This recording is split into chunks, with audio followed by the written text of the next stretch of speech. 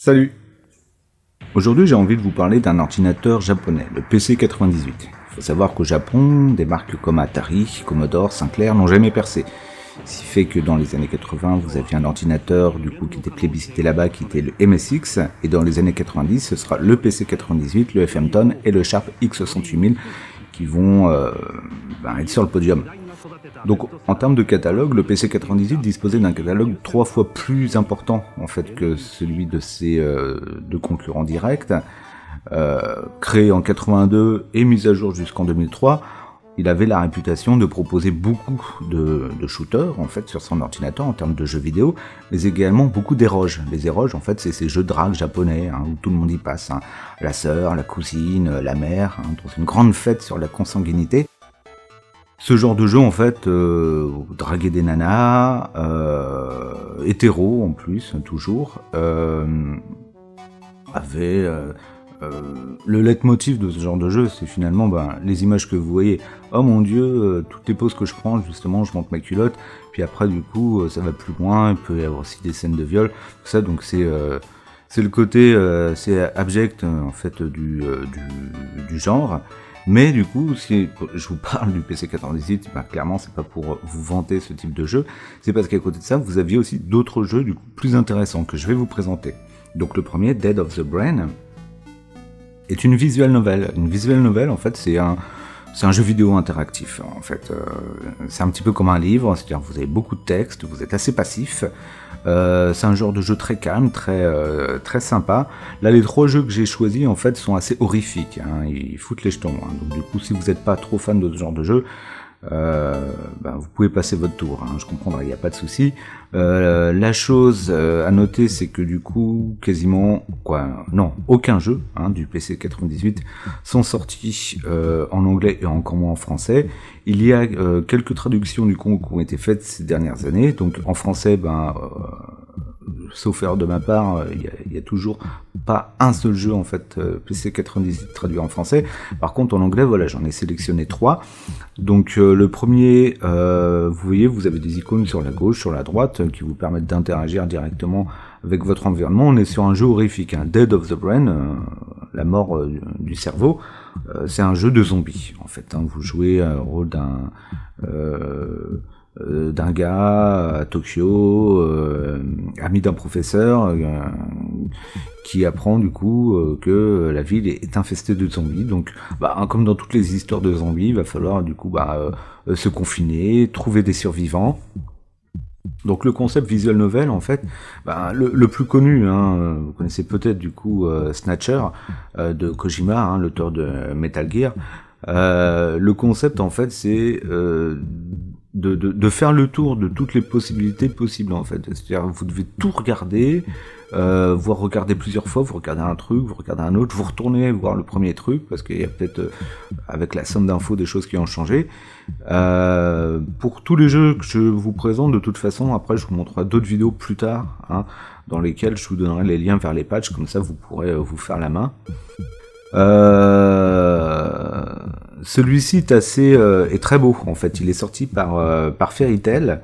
Donc Fairy Tail, c'est une marque qui initialement, c'est un éditeur qui initialement du coup s'était fait la main avec des éroges, dont un gros scandale, l'affaire Saori du coup en 91 avec un éroge qui allait trop loin en fait, et du coup qui après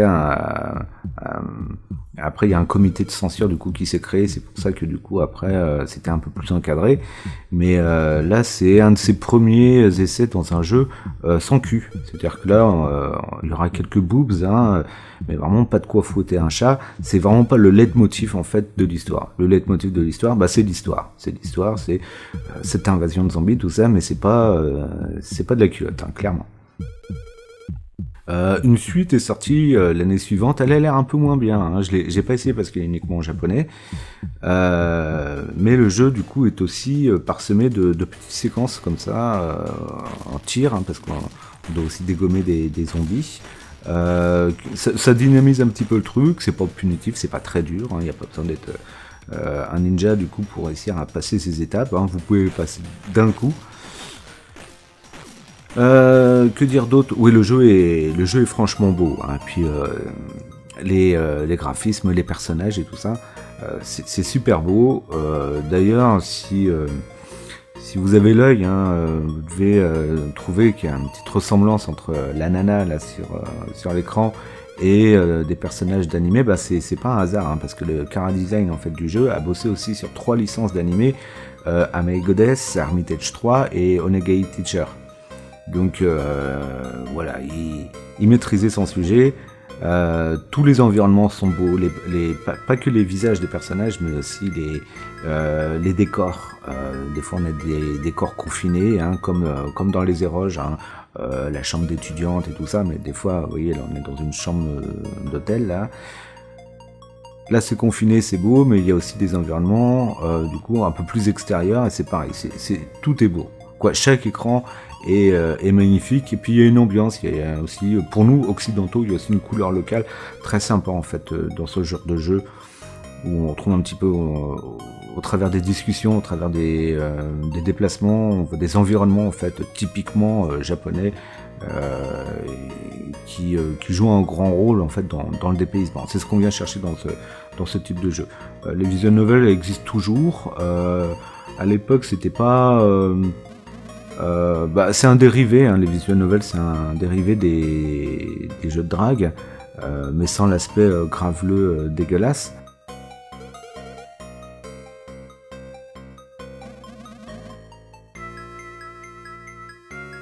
Second jeu, Yugeki Tai, comme c'est écrit à l'écran, là on est aussi sur une visual novel, mais là plus un doujin.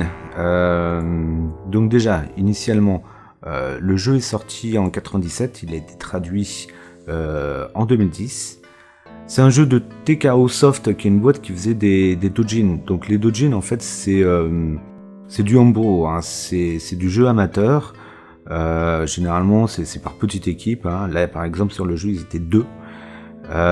Mais c'est pas un épiphénomène. Il y a un organisme de stats japonais qui s'appelle Media Create, qui en 2007 a calculé la somme des revenus pour les auteurs de doujin, et donc au Japon ça s'est élevé à 737 millions d'euros, donc c'est clairement pas un épiphénomène. C'est un petit peu une réaction en fait, un petit peu comme nous avec le jeu indé, en fait c'est un petit peu une réaction à eux, la fin des ordinateurs japonais, des grosses consoles du coup qui demandaient des grosses équipes, PlayStation, Xbox et tout ça. Donc du coup leur réaction ça a été du coup de les mecs qui pouvaient pas rejoindre des équipes de 10, du coup ils faisaient des petits trucs ensemble, tout seuls ou avec des potes, et après ils écoulaient ça sur les conventions animées, jeux vidéo. Donc là on est sur un jeu à la fois humoristique, donc il y a aussi des scènes d'action, mais ça c'est bien, c'est pas punitif en fait. Toutes les scènes de combat en fait vous pouvez les foirer, ne serait-ce que le temps de trouver en fait les touches sur l'émulateur, et le scénario s'adapte. Donc le scénario est plus évolutif, il y a quelques ramifications, il y a une ligne rouge niveau scénar, mais il y a quelques ramifications, et le scénario s'adapte bien du coup au niveau du jeu, on est un peu moins passif que dans le titre précédent. De toute façon, j'y vais crescendo au niveau de la présentation des jeux.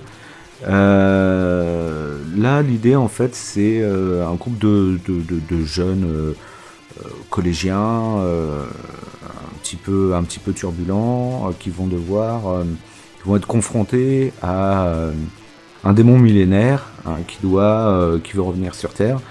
Et donc il va y avoir des explorations à faire, rencontrer des gens, effectuer des dialogues, poser des questions. En fait, ils vont se transformer un petit peu en détective. Une très bonne bande son, comme là vous pouvez l'entendre. Très bonne bande son, et surtout la réalisation pour deux gars, franchement c'est juste hallucinant ce qu'ils ont réussi à faire. Non, c'est un très très bon jeu celui-ci. Il est pas très long, c'est le plus court, des trois.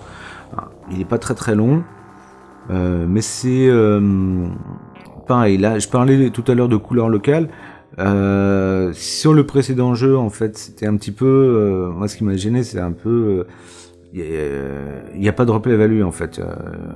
Il y avait qu'une seule façon de finir le jeu, c'était assez moraliste. a un peu trop influencé, ça visait clairement, c'est chelou, mais ça visait clairement en fait le public américain ou occidental, alors que le jeu n'a pas été traduit.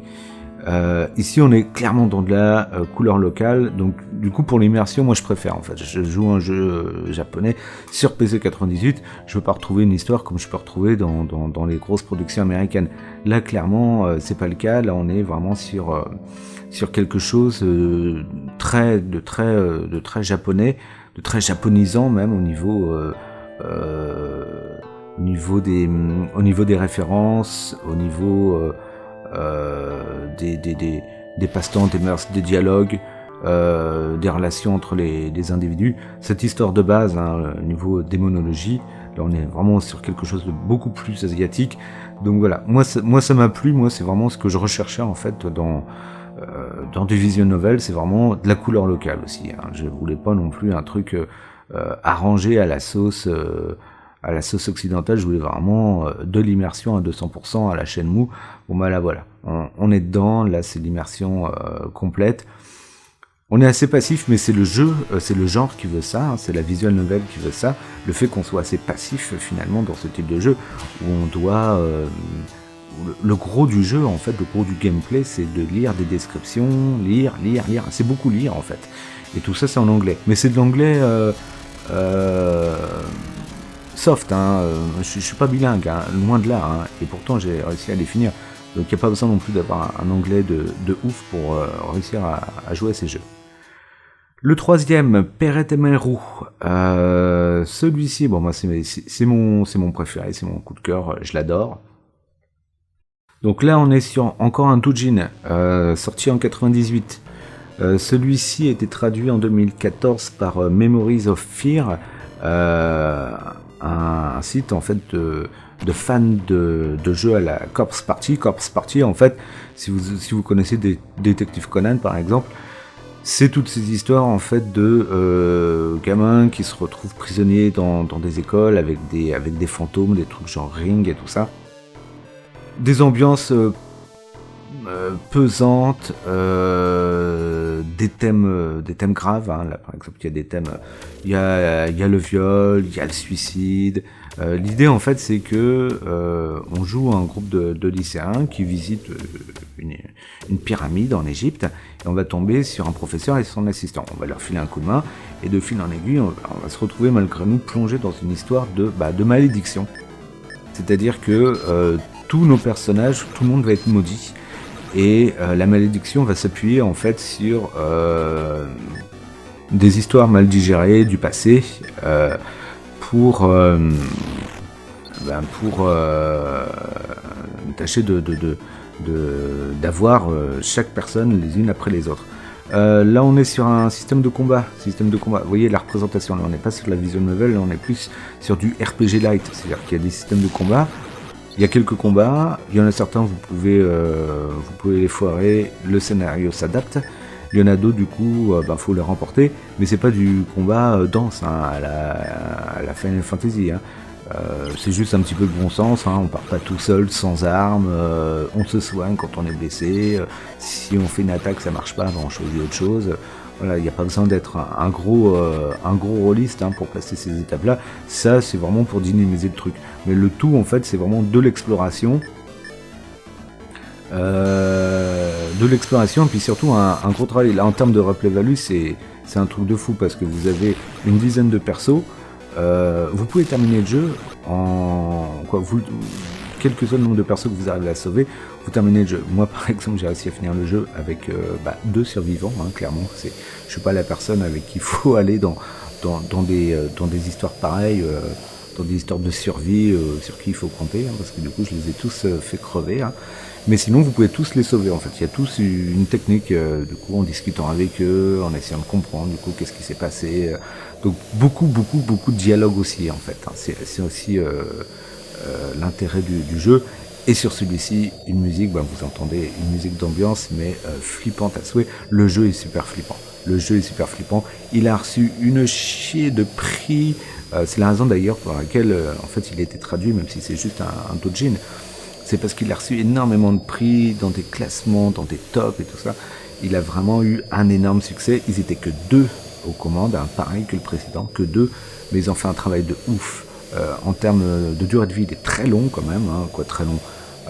La vidéo, pour le finir, en fait c'est 3h30, sauf que du coup, j'ai pas mis 3h30 pour le finir, j'ai mis je sais pas combien de temps. Il est super bien écrit, l'ambiance est excellente, il est beau, la musique est terrible, le graphisme type manga, là je vous ai pas montré, mais quand les persos discutent on voit leur tronche, il est terrible aussi, tout est génial dans ce jeu. Voilà, donc du coup, ça c'était le PC 98. Dans les semaines qui viennent, je vais vous présenter aussi donc du coup des vidéos un petit peu plus longues de ces différents jeux que je vous ai présentés. Je vous mettrai aussi les patchs de traduction. Et c'est tout pour aujourd'hui. Je vous souhaite une bonne fin de journée. Courage à ceux qui sont confinés et à une prochaine. Salut!